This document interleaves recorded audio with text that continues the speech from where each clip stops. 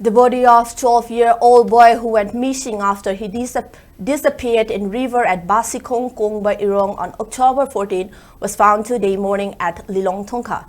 The boy was carried away by river current when he went swimming with some of his friends at confluence point of Imphal River and Kongba River. The lifeless body of Longzam Khanta as 12th son of Longzam Kumar, originally from Kumbi Terakong but presently residing at Kakwa, Lamdaibung, was found today at the confluence point of Iril River and Imphal River in Lilong, Thongkha this morning.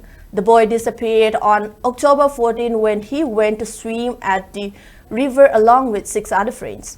Members of Basikong Kongba Irong Development Committee, BKIDC, and Basikong Pantoibi Club Youth Club along with SDRF and Manipur Fire Service team have been carrying out such search operations since October 14.